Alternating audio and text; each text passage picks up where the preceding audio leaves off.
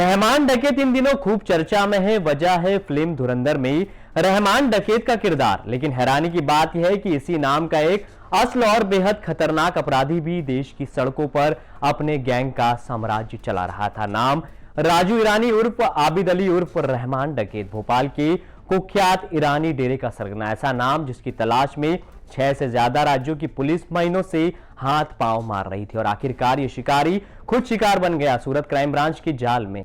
कहानी शुरू होती है खुफिया इनपुट से। सूचना पुख्ता थी, भोपाल का कुख्यात रहमान डकैत सूरत में दाखिल हो चुका है और इस बार भी उसका मकसद साफ था, कोई बड़ी वारदात।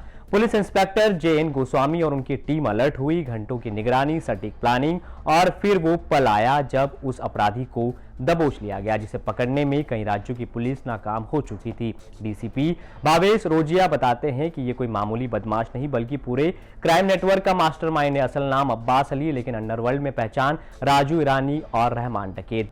भोपाल का ईरानी डेरा जहां से वो अपराध का साम्राज्य चलाता था, एक ऐसा इलाका जहां उसके गुर्गों की आवाजाही कभी थमती नहीं थी। राजू ईरानी के अंडर में 6 से ज्यादा गैंग काम करते थे और इन गैंग्स का फैलाव था 14 से ज्यादा राज्यों में। कहां चोरी होगी, किस राज्य में कौन सा गैंग जाएगा, सीनियर सिटीजन को टारगेट करना है या नहीं, पुलिस CBI बनकर ठगी करनी है, नकली बैरिकेडिंग लगानी है या जमीन पर कब्जा, हर चाल हर वारदात राजू ईरानी तय करता था। डर दिखाना, हथियारों के दम पर वसूली और सिस्टम को गुमराह करना, यही इस गैंग की पहचान थी। पुलिस रिकॉर्ड में उसके खिलाफ 10 से ज्यादा संगीन केस दर्ज है। लूट, डकैती, ठगी, अवैध कब्जा और हथियारों से जुड़े गंभीर अपराध से कमाया गया पैसा राजू ईरानी और उसका भाई जाकिर अली शौक में उड़ाते थे। लग्जरी कारें, महंगी बाइक और यहां तक कि घोड़े तक। खुद ज्यादा फील्ड में नहीं उतरता था, लेकिन पीछे से हर धागा उसी के हाथ में होता था। चोरी का माल कहां बेचना है, किस आरोपी को छुड़वाना है, कौन सा वकील लगाना है, सब कुछ पहले से तय। सूरत क्राइम ब्रांच की यह कार्रवाई सिर्फ एक गिरफ्तारी नहीं बल्कि एक पूरे क्राइम नेटवर्क पर करारा वार है। आखिर पुलिस ने उसे कैसे दबोचा, ये खुद सुनिए। सूरत के क्राइम ब्रांच के पुलिस इंस्पेक्टर JN गोस्वामी और इनकी टीम को एक इन्फॉर्मेशन मिली थी कि मध्य प्रदेश भोपाल का एक कुख्यात गुनहगार है राजू ईरानी उर्फ आबिद अली उर्फ रहमान डकैत के नाम से, जो वहाँ के ईरानी डेरा एरिया में जाना जाता है, वो सूरत में कोई ऑफेंस करने आया हुआ है। इस इन्फॉर्मेशन के आधार पर सूरत क्राइम ब्रांच के PI JN गोस्वामी और उसकी टीम ने उसको दबोचा और उसकी पूछताछ में काफ़ी राज खुले।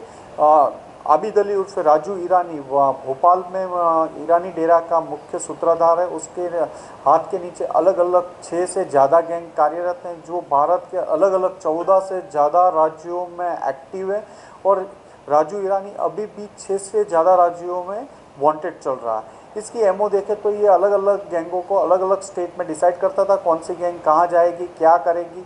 इनकी सीनियर सिटीज़न को लेके सबसे ज़्यादा सीनियर सिटीज़न को टारगेट करते थे।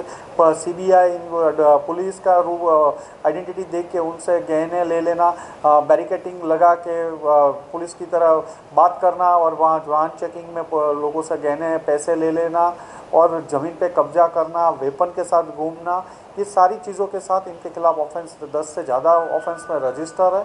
और 6 से अभी दिसंबर लास्ट वीक में जब भोपाल पुलिस ने वहाँ उस कॉम्बिंग किया गया तो 150 से ज़्यादा लोगों ने कॉम्बिंग करने के बाद 34 लोगों को पकड़ा गया था। 10 जिसमें 10 महिला हैं, 34 पुरुष हैं। राजू ईरानी अपने शौक़ों की वजह से वो और उसका भाई जाकिर दोनों पहचाने जाते हैं।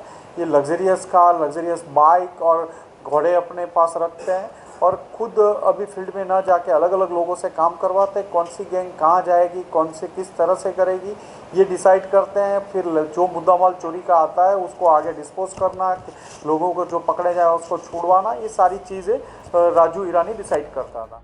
पिछले महीने भोपाल पुलिस ने कुख्यात ईरानी डेरा में दबिश दी थी। कई गुर्गे पकड़े गए, नेटवर्क की परतें खुली, लेकिन मास्टरमाइंड राजू ईरानी उस दिन भी हाथ से निकल गया था।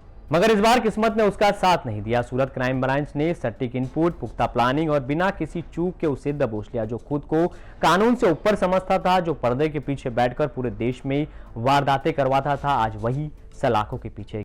यह गिरफ्तारी सिर्फ एक नाम की नहीं बल्कि एक खौफ के अंत की शुरुआत है जो ईरानी डेरा से निकलकर देश की सड़कों पर फैल चुका था। मध्य प्रदेश से जुड़ी तमाम खबरों के लिए आप देखते रहें MP तक।